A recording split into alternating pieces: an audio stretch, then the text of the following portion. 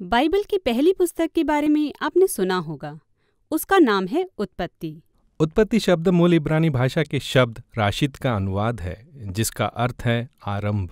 उत्पत्ति की पुस्तक में बहुत सारी कहानियां हैं। किसी एक विशेष कहानी को लेकर उसका अर्थ बताने का प्रयास करना बड़ा आसान है, परंतु हमारे विचार में इस पुस्तक को समझने के लिए सबसे अच्छा तो यही है कि इसे एक इकाई के रूप में देखा जाए और आपको बताया जाए कि इसकी रचना कैसे हुई।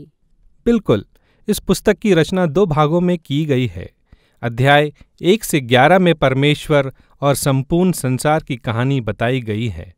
फिर दूसरा भाग है जिसमें अब्राहम और उसके परिवार की कहानी है, जो अध्याय 12 से 50 में दी गई है, और जहां हम इन 2 भागों का एक दूसरे से संबंध पाते हैं। वहां पर आपको इस पुस्तक का संदेश भी मिलता है। अच्छा, तो हम आरंभ से देखते हैं। उत्पत्ति के पहले भाग का आरंभ सृष्टि की रचना से होता है। यहाँ परमेश्वर सब कुछ रचते हैं। पर यह वास्तव में कैसे हुआ, वहीं से सारा विवाद उत्पन्न होता है। परमेश्वर जल से ढकी और अंधकार में घिरी अव्यवस्था को एक सुंदर वाटिका में बदल देते हैं, जहां मनुष्य फल फूल सके। ये सुनने में अच्छा लगता है। हाँ, यह निश्चय ही सुनने में बहुत अच्छा लगता है। सच तो यह है कि 7 अलग अलग समय पर परमेश्वर कहते हैं जो कुछ भी उन्होंने बनाया है वह अच्छा है। यहीं पर हम बाइबल के पहले मानवीय चरित्रों आदम और हवा से मिलते हैं। हाँ, वे दोनों अलग अलग व्यक्ति हैं, लेकिन प्रतिनिधि भी हैं। आदम मानव जाति के लिए इब्रानी शब्द है और हवा जीवन के लिए इब्रानी शब्द है। परमेश्वर ने उन्हें अपने स्वरूप में बनाया। दूसरे शब्दों में, मनुष्य उस सृजनहार के रचनात्मक कार्य, उसकी भलाई और गुणों को उसके बनाए हुए संसार में प्रकट करते हैं या प्रकट करने के लिए है, और उनसे प्रजनन की और संस्कृतियां बनाने की और बस्तियां बसाने, कला बगीचों की और अन्य सब कुछ की अपेक्षा की जाती है। परंतु परमेश्वर उन्हें इस संसार के निर्माण के लिए नैतिक चुनाव करने देते हैं। भले और बुरे के ज्ञान का पेड़ इसी बारे में है। वह उनसे कहते हैं, इस पेड़ का फल मत खाना, नहीं तो तुम मर जाओगे। इसका क्या अर्थ है? अब तक तो परमेश्वर ही थे जो भले की परिभाषा दे रहे थे और प्रावधान करते रहे। परमेश्वर ही है जो भले और बुरे का ज्ञान रखते हैं, परंतु यह पेड़ चुनाव को दर्शाता है। अब सवाल यह है कि क्या मनुष्य परमेश्वर की भले और बुरे की परिभाषा पर भरोसा करेंगे या फिर अवसर का लाभ उठाकर भले और बुरे की अपनी ही परिभाषा देंगे। आदम और हवा ने फल खाया। यह पाप की अवधारणा पर बाइबल की मूल्य व्याख्या है। अपने चुनाव स्वयं करने की इच्छा, यह मानवीय हृदय का मूल स्वभाव है, जो कहता है कि मैं वही करूंगा जो मेरे और मेरे परिवार के लिए अच्छा है, चाहे उससे तेरे या तेरी परिवार की हानि क्यों ना हो।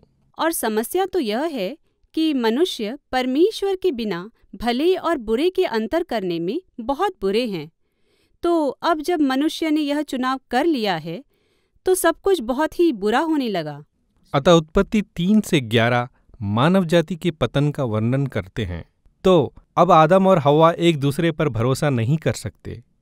यहाँ एक छोटी सी कहानी है कि कैसे वे नग्न थे और अपने नंगेपन से नहीं लज्जाते थे, परंतु अब उन्हें लज्जा आने लगी थी, क्योंकि अकस्मात ही आदम की भले और बुरे की परिभाषा हवा की परिभाषा से भिन्न हो गई।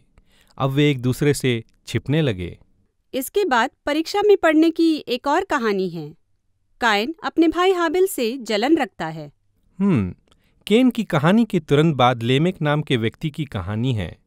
लेमेक के बारे में हमें यह जानकारी है कि वह संपत्ति के समान पत्नियां रखता है और वह घमंड करता है कि वह केन से भी अधिक उग्र और बदला लेने वाला है। मानव जाति की बुराई इतनी अधिक बढ़ जाती है कि परमेश्वर हमारा पूर्ण विनाश करने का निर्णय लेते हैं। हाँ, हम बाढ़ की घटना को परमेश्वर के क्रोध के रूप में देखते हैं, परंतु इसका आरंभ इस संसार की दशा को देखकर परमेश्वर के दुख और खेद से होता है। अतः संसार की अच्छाई को बचाए रखने की इच्छा के कारण वह उसे बाढ़ से धो देते हैं। परंतु यहाँ आशा की एक किरण है। वह नूह और उसके परिवार को अलग करके एक बड़े जहाज में सुरक्षित रखते हैं। हाँ, प्राणियों को भी ना भूलें। बिल्कुल ठीक, प्राणी भी थे। अतः नूह और उसका परिवार मानव जाति को फिर से आरंभ करने वाले हैं। वह बहुत अच्छा मनुष्य रहा होगा। परंतु ये कहानी बहुत लोग नहीं जानते, क्योंकि यह कुछ विचित्र कहानी है। नूह जहाज से बाहर आता है, दाख की बारी लगाता है और मदिरा पीकर बेहोश हो जाता है।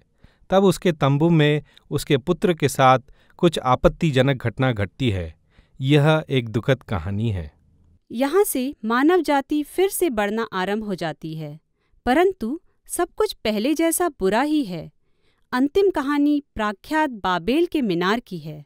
इस कहानी में संसार की सब जातियां इस नई तकनीक का प्रयोग करने के लिए एकत्र हो जाती हैं। ईंट, वे नाम कमाना चाहते थे और एक बड़ा नगर बनाना चाहते थे, जिसमें ईश्वर तक पहुंचने के लिए एक ऊंची मीनार बनाने की योजना भी थी। परंतु परमेश्वर जानते थे कि यह शहर एक डरावना सपना बनकर रह जाएगा। इसलिए अपनी दया में वह उन्हें तितर बितर कर देते हैं। इन सभी कहानियों का एक ही मुख्य विचार है, जब मनुष्य परमेश्वर से अपने आप को अलग कर लेता है और भले और बुरे का स्वयं ही निर्णय लेता है, तो उसका परिणाम केवल त्रासदी और मृत्यु ही होता है। इन सब बातों को देखकर आपके सामने एक ही प्रश्न आता है, क्या मानव जाति के लिए कोई आशा है? हाँ, निश्चय ही है। इसकी अगली कहानी इसका उत्तर देती है। संसार को बचाने और पुनः स्थापित करने की परमेश्वर की योजना का यह आरंभ है।